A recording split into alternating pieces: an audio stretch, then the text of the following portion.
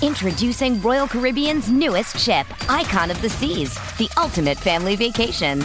The ultimate 6 slides, 8 neighborhoods, 0 compromise vacation. The ultimate never done that, can't wait to do it vacation. The ultimate chillin' by a different pool every day of the week vacation. This is the Icon of Vacations. Icon of the Seas, arriving in 2024. Book today. Come seek the Royal Caribbean. Ships Registry, Bahamas.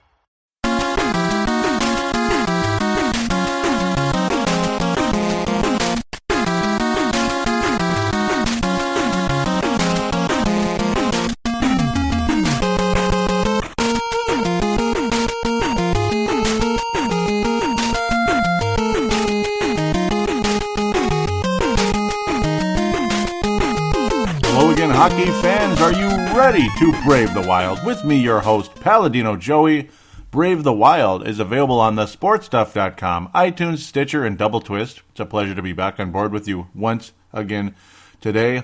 Well, 2 things went 1-3 this week. My predictions for last week and the Wild themselves. Yeah, it's definitely been a struggle. So here we are. The Wild beat the Penguins. And, well, I was wrong about that, wrong about the Wild beating St. Louis and Vancouver, and then I was right about the Wild losing to Calgary. Oh, goody. I don't know. Here we are. But the Pittsburgh game was a lot of fun, and the Wild did gain a couple points besides the victory over Pittsburgh. So I guess it's like a 500 week at the end of the day. The Wild get 4 out of a possible 8 points. Yay.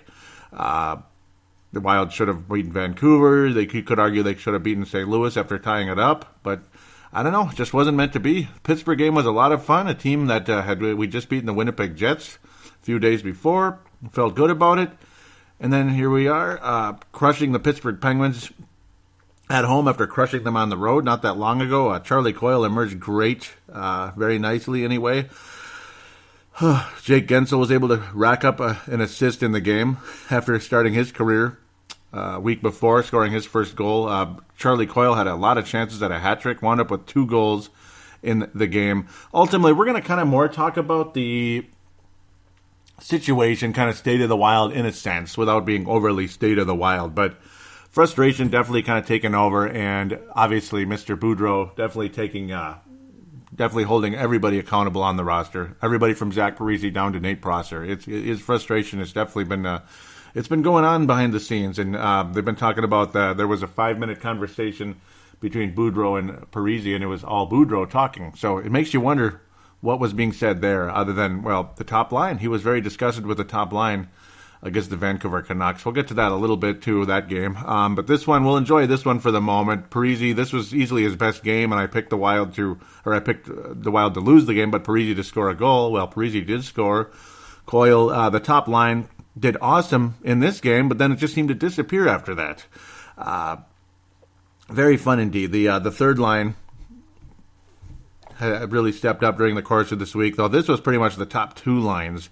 Of course, Jonas Brodin, though, too, as well. Really keeping the puck on net. He's been getting power play time, and now he's getting points. Now he's scoring. He's getting assists. He's even putting the puck past the goalie with that powerful shot. You're finally seeing Jonas Brodin on the power play, and it's paying off. And, wow, he's got more points than Matt Dumba. He's got more points than Jared Spurgeon. Who would have thought Jonas Brodin would have more points than those 2 guys? Really cool to see. Brodin was just saying, he never got a chance to be on the power play, and now that he is getting that chance, he's getting points. It's that simple, and it's happening, and it's working. So, what the hell, Why not, huh? He got 3 power play goals in this game. How cool is that? 3 assists for Jonas Brodin in this game, assisting on the Niederreiter goal in overtime, what am I talking about? The Niederreiter goal on the power play, to make it 2-0. He assisted on the Granlund goal in the second period, which made it 5-1 late in the second period, and then midway through the third, assisted on Niederreiter's second goal. He almost had 2 guys with the hat trick in this game, but Brodin got the assist hat trick in this one. Granlund also racking up the points along the way in this game. Very cool, getting a goal and an assist. Very happy to see these guys stepping up and showing what they can do. Granlund with 14 points in the season. Jonas Brodin already with double digits. I mean, last season, it took the whole year to get there, and here he is now. Brodin really struggled last year offensively. He was almost invisible last season. His defense was all right. Not spectacular, but it was all right. But man, double digits already, only 23 games into the season. How cool is that? Awesome. He didn't score another point the rest of the way, but, we'll take it. We'll take a 3-point game from Brodin, a 6-2 victory. We all felt great about the Wild. Then you have the back-to-back heading into St. Louis, Saturday, November the 26th. Of course, it was Friday the 25th when the Wild played on Black Friday, right after Thanksgiving, right after I recorded the show. Of course, the next day anyway, the next day afterward. Koivu, twice this week, had nice little one-timers and good passes from Zucker. Centering passes from Zucker. He had the nice one-timer put in, his 4th goal of the season in this case. Zucker really racking up the assists. He's been on a point streak the past 5 games, and he's really moved up the scoring. He was way down there, like about 7 points for like eternity. Now he's got 13. He's got 10 assists on the season. Nice, nifty centering pass. He's been great in that category this season. Kind of almost, again, like I said on last show, similar to Granlund in that case, the way he can dish that centering pass. Just not quite as good. He's not quite as good, but he's good at that one when he's kind of behind the net and dishes it out to Koivu or Niederreiter most of the time. Those are the guys that usually score on those plays because they're usually on the same line, but occasionally when he's on the 4th line, it went to Grayevac. Grayevac, unfortunately, hasn't scored a point since.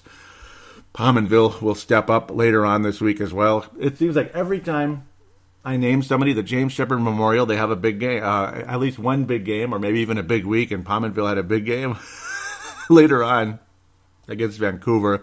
Unfortunately, Wild gets 0 points in that game. Oh, man. The St. Louis game, it looked like the Wild were going to be okay for a while there, and then Jaden Schwartz puts 2 goals in.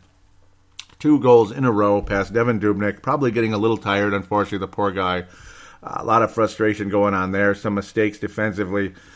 Back-to-back goals within a minute in that 3rd period, and next thing you know, St. Louis is up 3-2 after the Wild had worked their butts off to be up 2-1. Luckily, Coyle scores late in the 3rd period off a great pass from Eric Stahl. He was able to finish it. Gotta love how that took place. Late in that 3rd period, the Wild had the empty net. It was a pass from Stahl, kind of a juicy rebound at the same time, and Coyle was able to finish it. 8th goal of the season. So it was his 3rd goal in 2 nights. Coyle continuing to climb the ladder here in the scoring category. Really nice to see him doing that. Stahl and Coyle pretty much leading the team in scoring along with Ryan Suter most of the season. The Wild tie it up, but all for naught as the shootout. Just the Wild suck at the shootout. It's safe to say they suck at it. 0 goals. 0. Coyle got to lead things off for the Wild after Dubnyk made a pretty nice stop on Fabry. Coyle comes up, and he just runs out of room. And the Wild, they try to make too many moves on these shootouts, and they run out of space, and guess what happens? You can't turn around. It's over. You just run out of space, and then it goes right into the goalie's leg. Yay, and that was Jake Allen. Of course, Tarasenko couldn't get the puck on net. We were lucky there. Parise put in about his most pathetic attempt I've ever seen. I mean, what are these guys trying to do? They just come in all slowly, and they make about 16 moves, and nothing happens, and there it is. They end up getting stopped again. Koivu, same thing, tried to go with the patented backhand, but it just seemed like a lackadaisical effort. David Perron then got one past Dubnyk right through the legs. It just went underneath his legs, and then Granlund couldn't even get it on net. And yeah, we got all excited, getting a 6-on-5 situation, scoring at the empty net, which is so exciting when you're able to pull that off. You think you're going to gain momentum, go into overtime, win the game, but it didn't happen, and the Wild end up with 1 point, and St. Louis does it. Woohoo. Same thing will happen in Calgary later on, of course. Tuesday, November the 29th, you feel real good about the Wild against Vancouver. This is not a good team. They've been playing better, yes, but not a good team, and the Wild opening things out pretty well with Jason Pominville scoring a goal early in the first, early in the second. 2 goals for Jason Pominville, again, after getting talked about on the last show in a negative light. He's regaining that little shot there. His first goal was kind of lucky a little bit, but that second one was the classic Jason Pominville rifle shot where he's kind of getting closer to the net and then just unloads. And it was a beauty. That was like a professional. Those are the good goal scorers that can pull that off. Just a rifle shot that he used to have before when he was a 30-goal guy. 5th goal of the season. I loved it. That was awesome. And then Vancouver scores 4 straight goals. 2 goals in a very short span. 6 minutes after Pominville. It was like a 2-minute differential between Brandon Sutter and Ben Hutton's goals, both on the power play. Wild getting into issues there with the penalties, bad penalties, stupid penalties, and Vancouver capitalizing. And it's one of those things. Once it's like Kemper, it's like he either gets a shutout or he gives up 4 goals. It's just once you see him start to score on him, it's just going to keep happening. Louis Eriksson early in the second or third period buries it for his 6th goal of the season. Bo Harvat just a minute later. See, that's Kemper. I mean, if you can't just get the puck out of the zone, Kemper is going to give it up again. There was bad defense on the play, but it's just, I don't know. It's like Kemper loses something. Once the puck gets passed, he starts thinking about it. Once one puck gets past him, he starts thinking about it. And once the second one gets past him, he really starts to think about it. And then, boom. I mean, he gives up multiple goals in a short period of time. St. Louis taking a 4-3 lead. Next thing you get Zucker on a breakaway only a minute later. And it's like, okay, I guess we'll be all right. Because everybody pretty much turned out their TV set when it was 4-2. It's like, yeah, we lost. Screw this crap. Zucker goes on the breakaway, getting our hopes up.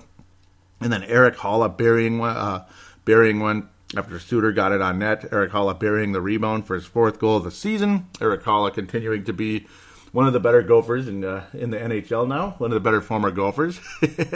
Obviously, he had lost time but now he's already at 16 games, so he better start racking those points up with that third line. And he's in the process of doing that, I would hope. Zucker, again, like I said, he's been on a point streak, and getting 2 assists in this one. As he fed the puck to Haula up to Pominville, that line working together there. That's an interesting group right there. Pominville with Zucker. Zucker on the third line. It's just Boudreau shuffling. That was Pominville's second goal anyway. But Haula able to get our hopes up. We tie it up. And then Steven Barsky, another softie from Kemper. Just devastating. It was also bad defense, but you'd hope Kemper would be able to stop it anyway. Sometimes he does, sometimes he doesn't, and this was just not his night. 5th goal of the season, 5th goal of the game, 3rd goal for Barsky.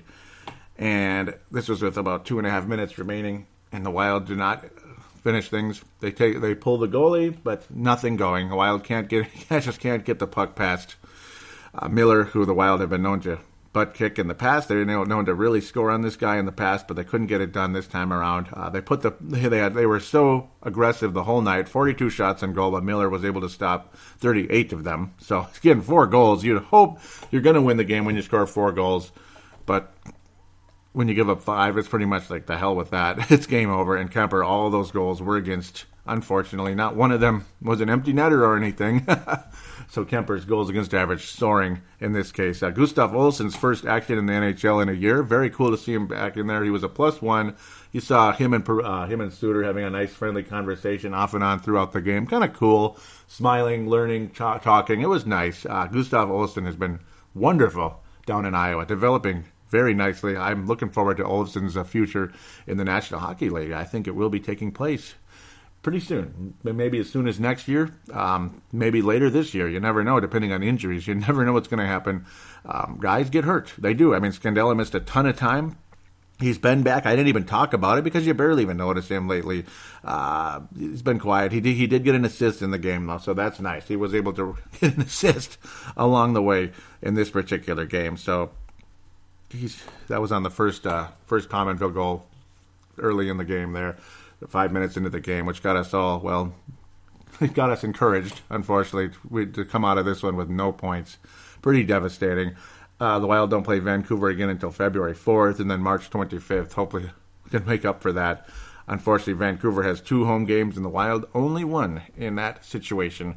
We head to Calgary, Alberta. Well, we're going to be playing Canada for quite a bit here, because you go to Vancouver, Calgary, and then, of course, in the next upcoming week, you get 2 games with Edmonton, Alberta. But in between that, Toronto, Ontario. So the Wild will be hanging out in Canada for a while. Hopefully things turn a little better than they have been. The Calgary game, another winnable game. The Wild played better in this one. It wasn't as sloppy. And, of course, you had Dubnyk and Ned, who's much more consistent. But I don't know. He's decent in the shootout. Not great. I mean, I don't know. I don't know. I mean, he gave up 1 goal. It wasn't like it was 1, 2, 3, but it's still sad. Chris Stewart kept in the lineup, or Chris Stewart has been kept in the lineup because, well, he has more of a personality. The talk also with Boudreau is that they're very quiet. this is a very quiet team, and he wants guys talking more. Maybe that's partially what Boudreau was saying to Zach Parise. Chris Stewart, more of a rah-rah guy than some of the other players on the team, and he scores a rare goal here. His third goal of the season. Fourth liner, of course, Chris Stewart. We all know who he is. And he also, this was also a situation where the Wild brought up Curtis Gabriel, one of the specific big shot, tough guys in Iowa, who's been a draft pick for the Wild. They were hoping he'd be up here at some point. He'll be a fourth liner if he ever is, though, because he's the classic tough guy type who's pretty much there to get physical, maybe rough somebody up if the situation presents itself. Calgary, again, took it very personal last time around when their star player, their young captain, had his finger broken from constant slashing. They accused the Wild of constant slashing throughout the game. And, it's like every team does it. I don't know, but they took they took exception to it, and there was a very physical game all night. And you kind of saw this coming. It could have been a lot worse, though. But then again, still very physical, lots of hits and such. There was no fight in the game, but there were a lot of scrums. There was kind of a cheap shot, a semi-cheap shot by Jason Zucker. Not the worst thing you ever saw near the end of the third period, which almost cost the Wild the game because you have the power play heading into overtime. And you could argue it hurt the Wild significantly because they couldn't – the Wild couldn't really get the puck on net the entire – they couldn't even get the puck in the Calgary zone the entire time in OT. Obviously, it started off with the power play for Calgary – but at the same time, the Wild never got the puck out of their zone pretty much all of overtime, just for a couple seconds here. They just, a little chance here, and then next thing you know, Calgary's got the puck again. They'd out-physical, they'd outwork the Wild on the walls and just in man-to-man contact, and it was just so frustrating to watch. The Wild never seemed to control the puck in the latter stages of the game, and, well, Chad Johnson was as good as he needed to be. The Wild only managed 25 shots in goal, again, for the same reasons I was talking before, physicality. Calgary played great defense, and they're improving. They're really moving up over there in that Pacific Division. It's not over for them at all. In fact, they're only 2 points behind the Edmonton Oilers at this point. Or dare I say at this stage, that would sound a little better. Only 2 points behind the Edmonton Oilers, the team that was in first place. Now all of a sudden they're in third in the Pacific Division. Still a division leader, so it just shows how quickly things can change in the NHL, luckily. Sometimes it takes forever, but look at Calgary. They're sitting there, and nobody's really running away with the division except kind of San Jose. They're finally starting to kind of take over the division lead there in the Pacific Division. Luckily, the Wild still, just like Edmonton, still hanging around in third place in the Pacific Division because nobody's taking it away from them. And the Wild managing to get points out of St. Louis and Calgary, so the Wild get 4 out of a possible 8. It's not good, but it's better than nothing. The Wild already with 4 overtime/shootout losses on the year. They've won 1 overtime game this year. It felt great. It was awesome, but we're still waiting. That was against the Ottawa Senators with Matt Dumba, just rifling that puck on net, and the Wild winning the game. You're not seeing a whole lot of that out of Dumba. He hasn't been bad, but he certainly hasn't been anything special of late. Boy, he sure gets a lot of ice time, but still, frustrating to say the least. Matt Dumba, you don't really, I don't know. You're not really noticing the aggressiveness from him that you saw in the past, and that's why he doesn't have a whole lot of goals this season. Certainly not. But luckily, he did get that overtime one, and that really helps in a huge way. Dubnyk was excellent the whole game. Spurgeon was awesome in this game. He was the best player for the Wild, I got to think. It was all about Spurgeon and Dubnyk. Yes, nice to see Chris Stewart be aggressive and all that, but Spurgeon made so many blocks, 6 blocks in the game, one that saved the game very late in that third period and into the overtime period as well. Literally, that puck would have gone in if not for Spurgeon getting down and stopping it at the last second. Taking one for the team, all that good stuff, getting hit in the leg. Stopping that puck, literally making like a goalie save without pads. It was great. Calgary has won the season series, by the way, because they had a regular season win on Tuesday, November the 15th, and now an overtime shootouts win over the Wild Friday, December the 2nd. So now you only have one more, February the 1st, and that one's in Calgary. Ouch. The Wild lost 1-0 at home. Oh, I feel for the fans that had to watch that. What a joke. Chad Johnson stopping everything that came his way, but then there wasn't all that much that came his way in that one. It was strange. But Calgary has won the season series against the Wild. Ouch. That sucks. Again, we appreciate Zucker's beautiful centering pass, his 10th assist of the season, like I was saying, where it was Koivu's, like the same play as earlier against St. Louis, one-timer up in the front. Is Koivu able to crash the net to a point, maybe about 10 feet away, so he's fairly close to the net. Zucker, centering pass from behind the net, Koivu one-timer, beautiful play, and it's working. Hey, if it works, it works. Nice little play between those two, and there it is. That tied the game fairly early in the third, and then again, like grinded out, went on after that. Penalties here and there, nothing spectacular. Mostly Calgary, pretty much dominating the puck, and Spurgeon getting tons of blocks there when it mattered most. So to pass out the awards for the week, it's like, where do we go? Zucker getting lots of points. He's certainly a candidate for the Mike Modano Award, and of course the breakaway goal. The penalty pissed me off in that third period. I'm going to go with two guys. I'll go with Jason Zucker, Jared Spurgeon. Spurgeon getting a couple assists the other night, and then just so many blocks here. It's too bad they were in losing efforts, but man, it's certainly not because it certainly wasn't his fault. I mean, just awesome job by Jared Spurgeon. Of course, Jason Zucker as well. Just racking up the assists, and that breakaway goal was a beautiful thing. It's fun to watch him just break away the way he does. Only his third goal of the season, but when he has a chance to get loose, get excited, because there's a pretty good chance he's going to score, and it's awesome to watch. Awesome indeed. Spurgeon, though, I think is the more dominant guy for that MVP award for this week. Nice to see him getting in the scoring column again. He did get his third assist in 2 games again on that Koivu goal. So hell yeah, we'll take it. So for the James Shepard Award, I'm gonna have to give it to Darcy Kemper. I don't know. It's like he gives up one goal, and it's, yes, the defense could have been a lot better. They could have got the puck out, but 4 goals against. It's like you're counting on the guy. You're hoping for the best. Yet at the same time, I'm going to be generous today, like I was generous on the Mike McDowell Award. The whole first line, it seemed like they were invisible the past couple nights. The Vancouver game especially, but against Calgary too. I mean, where were they? It's just invisible. I mean, Eric Stahl looked like he was barely moving. And yes, he's the leading scorer, one of the leading scorers on the team. But he looked like he's moving in slow motion out there some nights. And it's just, he really did last night against Calgary at times. And I don't know. It seemed like they've been invisible. And I don't know what happened after a very strong showing against Pittsburgh. It seems like they just tend to disappear again. So we'll just have to see what happens. They're going to get the 4 people are going to get the James Shepard Memorial for this week, unfortunately. So with that, we'll take a break. We'll preview 3 games in Canada, 2 against Edmonton, which I'm looking forward to. That's going to be fun. Classic Northwest Division rival there. When we were in the Northwest. I miss that a little bit. Believe it or not, I do miss it because I hate St. Louis and Chicago. Be careful what you wish for, because this new format has us playing Chicago if we intend to go to the finals. Playing Chicago if we even intend to get to the conference final. The Western Conference final, we'll probably have to play Chicago at some point. Yeah. So be careful what you wish for. I kind of miss the Northwest Division. And you know what? Working second shift at times, I miss that. I miss the late games, so I don't have to rewatch them later on. You know what I mean? It's like you could just kind of get home and watch the whole game. Maybe replay just a tiny bit of it, not like the whole thing, in order to do this show. So it's, and you know what? And I want to watch the whole game anyway. It's not just because I do the show. The show is just icing on the cake, man. It's gravy. I love this show so much. I hope you enjoy it as well. So with that, again, we will take a quick break and do the previews right after this.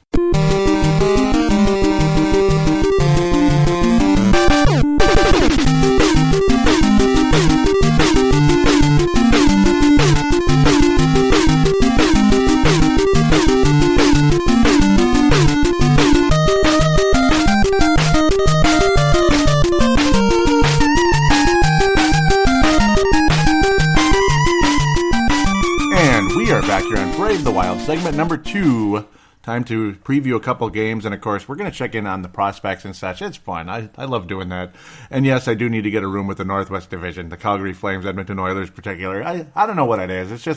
It's like the good old days. I liked the Flames in the past, and then Edmonton. I mean, hello. Edmonton was so good back in the good old days, back in the 80s. Awesome days. I don't know. I like the heritage of those teams. It's classic. So it's going to be fun. Home and home situation with Edmonton. And then, of course, we head to Toronto. So at least we'll get one home game there. And then it'll start a 3-game homestand with Edmonton, St. Louis, and Florida. Florida, who's been struggling. They fired their coach. Looks like Mr. Jaromir Jagr might be done this year because, yeah, it's way down. Kind of like how things tend to go sometimes when guys get to that point when finally they really are old enough, that type of thing, or old enough. They really are too old now. It's time to go. It's sad. I mean, you just gotta love the history of guys like that. He's had such a long, wonderful, illustrious career, but it's probably coming to an end. I wish he was on a better team. Maybe he will get traded. Never know. Maybe he'll get traded to a good team to see what happens. See what happens. Maybe you can get the cup one last time. Get traded to Minnesota, right? Okay, Edmonton Oilers. We head to Edmonton. Yes, sir. Edmonton, Alberta. Oh, goody, lucky us, right? Edmonton is now in third place, believe it or not. Third place, like I said before, in the Pacific Division. They've dropped off significantly. They have 28 points right now. They're tied with Anaheim. So good luck with that, unfortunately for them. And, of course, Calgary breathing down their back with, Chad Johnson's been phenomenal. He really has. This Edmonton team, regardless how things go this season, oh my, they're gonna take over, boy. They're gonna be one of the best teams in the Western Conference. I mean, Connor McDavid is just amazing. 34 points in only 25 games, 11 goals, 23 assists. Just a highlight reel. I mean, time and time again, you get alerts from the NHL app saying Connor McDavid, just a spectacular play. Now, of course, he had a drought there for a while, but he still has 11 goals, and he is just taking over the league. He's the next Gretzky or whatever he is. At least in Edmonton terms, he is the next Gretzky. Yes, he's the next superstar Edmonton Oiler. Ryan Nugent-Hopkins, a guy the Wild would have loved to acquire during the offseason. I would think his trade value was dropped significantly, only 11 points in the same 25 games. Young Tyler Pitlick.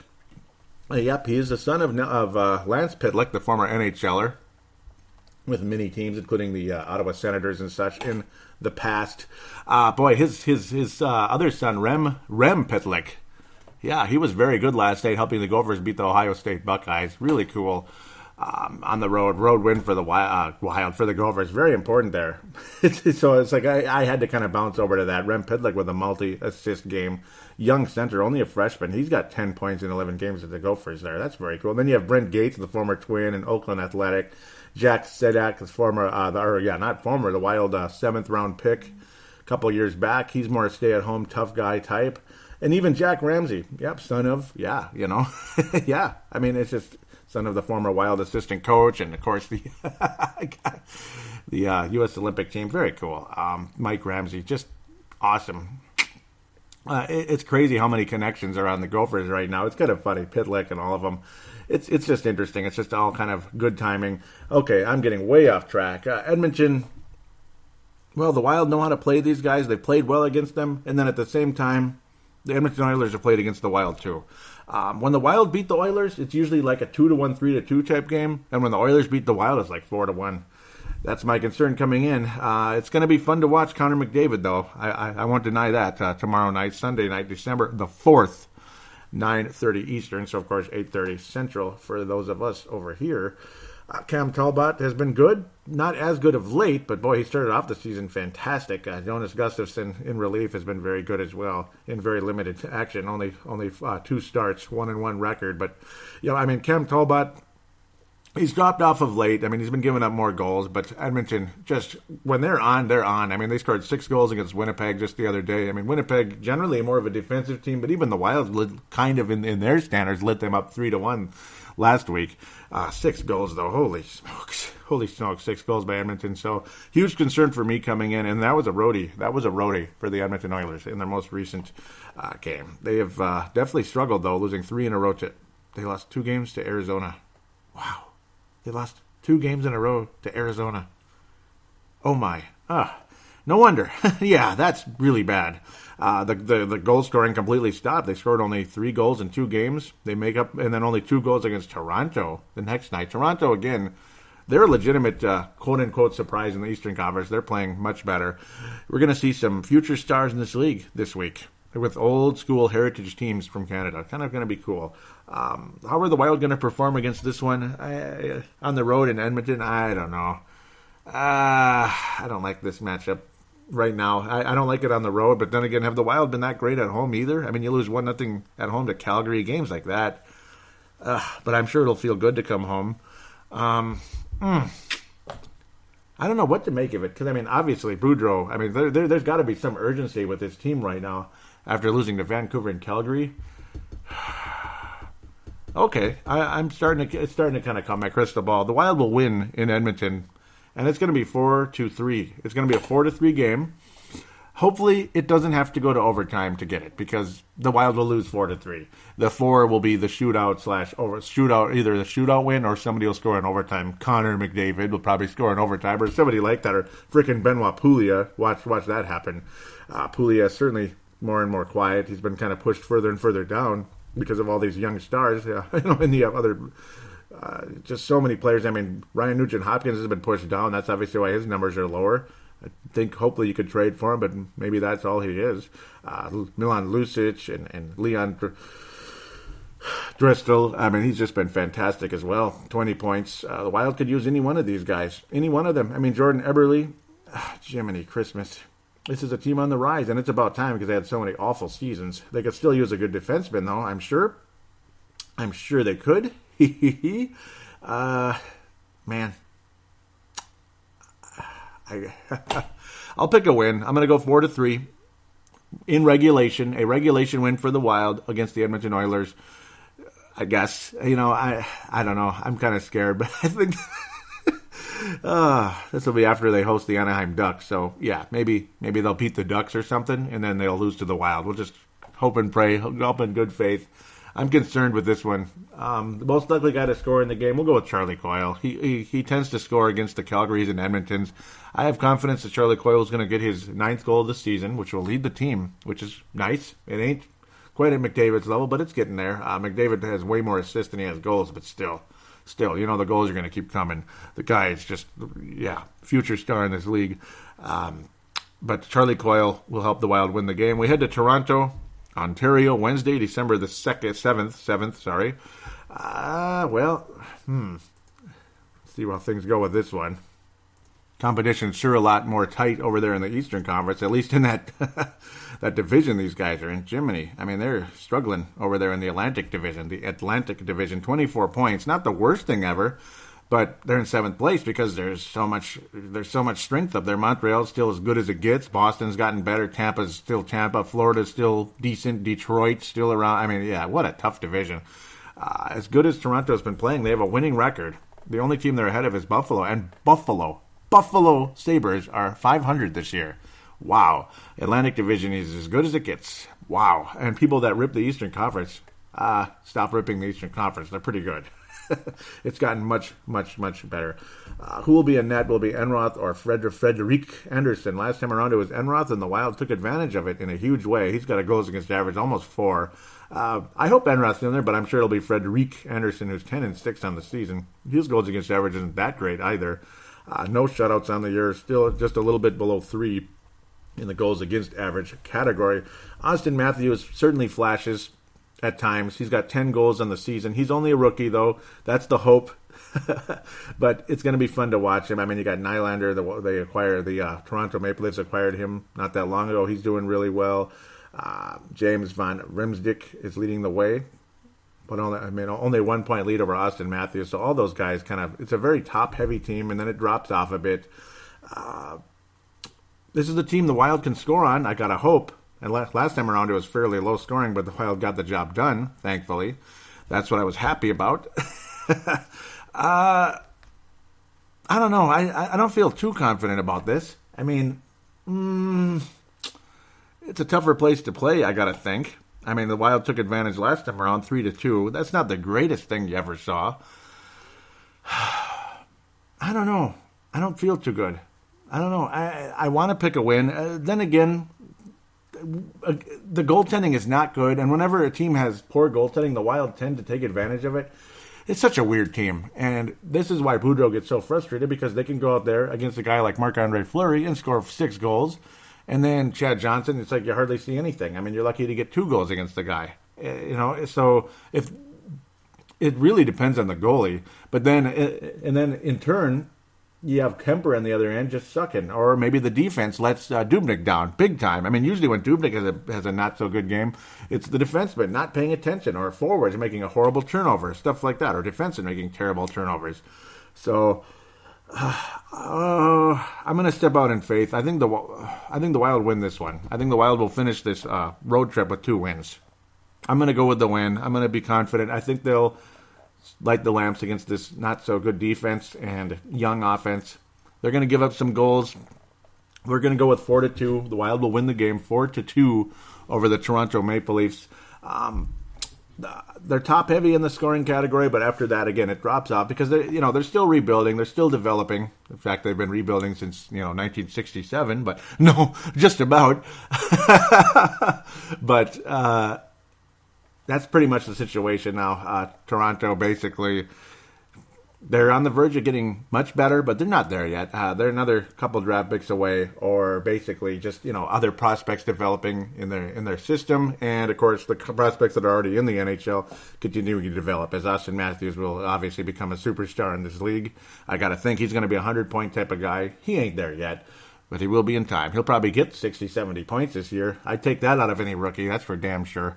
But goaltending, the defense, still very much in question in Toronto, and I think the Wild take advantage of that and win 4-2. And the most likely guy to score in this one, should I go with I'm going to go with the little bit wild one. I'm going to go with Jonas Brodin will get his 3rd goal of the year. How about that? Jonas Brodin, 3rd goal of the season on the power play against the Toronto Maple Leafs. Why not? And then the Wild play Edmonton again at home. I don't feel... This is the one, I think, where it'll be the trap game. We're all excited. Nice little roadie. We can beat Edmonton again. And the Oilers will disappoint the Wild. And you're going to see Connor McDavid, or whoever, just light the lamps in this one. Milan Lucic, don't be surprised to see something, somebody like that. Or Ryan Nugent-Hopkins show us what we didn't get to have, because maybe we didn't give up like Jared Spurgeon for him, that type of thing. That's pretty expensive, considering what Nugent-Hopkins is delivering to the Edmonton Oilers. I mean, if this is what the Wild would get out of Nugent-Hopkins, we'd be very upset losing Jared Spurgeon, because I'm guaranteed Spurgeon's numbers would be higher in Edmonton at this point when you have guys like that in their top line, their top 6. So, boy, we'd be very upset at this point. It'd be nice to have Nugent-Hopkins along with Stahl and such. Maybe not on the same line, but you get the idea. Like, where they're all there, then you have some depth, and you can really hope for something. Nugent-Hopkins might play wing, or maybe actually Stahl would play wing, and then you could really shuffle things around with Parise, Coyle, and such in the top 6. But that never happened. It still could, but it hasn't happened yet. Yeah, and Edmonton's going to win the game. We're going to be frustrated. It'll be something on the lines. It's going to be kind of, I don't know. We'll go 3-2. I mean, I don't think it's going to be a dominant game, but I think the Wild scoring is going to be disappointing. I think they're going to be slack-jawed in this one, and from what we've seen in the past, we'll go with a 3-2 victory. Most likely guy to score in this game will be, not that it really matters, but it's just kind of fun. I'll go with Eric Haula. He'll get his 5th goal of the year. Gritty, getting close to the net and putting it through. Granlund. I'm going to go with Granlund, actually. I have a feeling Mikhail Granlund will score in this game. Something similar likes, because Granlund's goals usually are fairly close to the net. On some type of a sticky, juicy rebound. He'll be the most likely guy to score in this one. I got a feeling, so we'll go with that one. There it is. Wild lose 3-2. Maybe it goes to overtime, shootout, something, but the Wild won't win the game, and there you go. So Wild go 2-1, believe it or not. They'll get 4 points out of 6. Not too bad. They'll hold their place in 3rd place, and hold their position of 3rd place in the Central Division in the Western Conference. So now let's check in on the prospects. Let's look around a little bit. In Iowa, Alex Tuch finally adding a couple points down there. He's at 13. Olofsson's at 12 points. Looking very strong for a defenseman. Offensive defenseman, definitely leading the way on the power play down there in Iowa. Mike Riley's been sent down again. He's doing all right. Nothing special. It took forever for Mario Lucia to finally add his 3rd goal of the season. He's at 8 points in 18 games. He's still 3rd line down there. He certainly hasn't emerged. And Pulkkinen and Schrader leading the way. And that's unfortunately probably what's going to be. That's probably where they're going to be all year. They're going to just lead the Iowa Wild in scoring and probably never make it to the NHL, unfortunately. Alex Stalock continues to shine down there. He's 6-5, winning record. He's the first goalie with a winning record in like 3 years down there in Iowa. It's been quite a while. Very cool to see. Alex Stalock certainly looking like a nice emergency backup, or say, if Boudreau finally loses patience with Darcy Kemper, you might see Darcy down there and Alex up here at some point. Don't be too surprised. Nick Steeler with a massive hit last week. I think I talked about that on the last show. I'm not sure. But, yeah, he's all he really does is get penalty minutes down there so far, the former Gopher. He's a nice stay-at-home defenseman for the most part, but he's, grand scheme of things, he's struggling at the AHL level to this point. And, of course, Staminat's still bit by the injury bug. He's been struggling down there mightily. Not translating to the pro level yet. I don't know if he will. Maybe he's just too small. I don't know. Some guys translate, some guys don't, and that's unfortunate. Other than that, we'll just wrap things up with the Sokolov watch. I love Sokolov watch. I love Dmitry Sokolov. Of course, the Russian 7th rounder the Wild took with all that talent. The Sudbury Wolves. He's got 18 goals, 23 points, 24 games in the OHL's Sudbury Wolves. 18 goals. He is just dominating in the goal category. He's going to get 40 plus this year down there. Let's hope the Wild maybe bring him to the. I would recommend getting him to the AHL level. See what he can do and go from there. Hopefully, this will be. Hopefully the Wild make the move in the offseason, bring him over to the AHL, or maybe later this year. Who knows? Really like what he's doing down there, though. He's putting the puck in the net. You can't ask for more. Wild may have a gem with that 7th round pick. I've been keeping an eye on him all year, and I'm going to keep doing that forever because you just never know. Maybe he really will be one of those great 7th round picks. Eric Hall has been a pretty good one. We all know that. Not a superstar, but he's good, and maybe Sokolov will at least be good at the NHL level. He's certainly going to have to do the hard work, though. But if he can flat out score goals, I mean, the Wild have been dying to have that since Marian Gaborik left, or since the 19th time Marian Gaborik got injured, basically like injured his groin. That's pretty much what he was doing at the NHL level after his first couple of great seasons and a couple of really good years later on before the injury bug really bit him for good. And it's certainly taken its toll on his career. Now it's Los Angeles Kings. He hardly did anything last year, and he's barely visible. He played his first game just last week for the Los Angeles Kings. So I don't know. Hopefully Sokolov will be that guy one day. You never know. Obviously, odds are highly against it, but hey, he's scoring. So he's scoring at the OHL level. Now let's move on to AHL. See if he can translate that to the next level, and then go from there. I mean, he was a top prospect. We all know that. And to see him drop that far, well, just hope for the best. Okay, I've been kind of running that into the ground. I apologize. I want to thank you guys for listening to the show. Please tell your friends about Brave the Wild, if you could. Make a positive rating, write a positive review on iTunes or Stitcher. Again, if you could, would be greatly appreciated. I want to thank those of you that have been loyal to the show.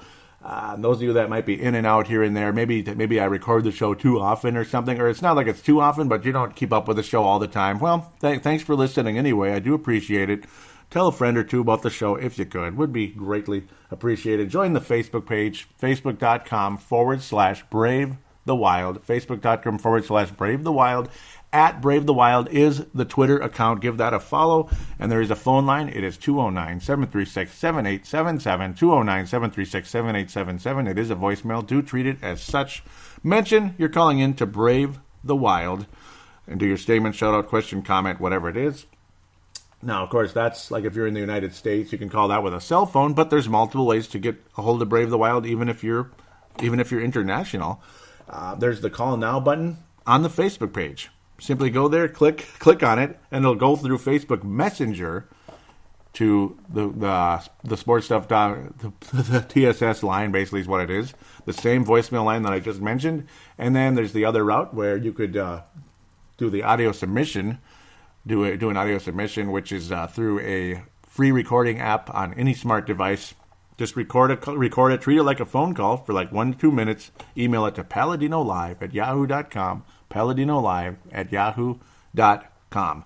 Thanks again, and we'll be back next week with hopefully a 2-1 record at least.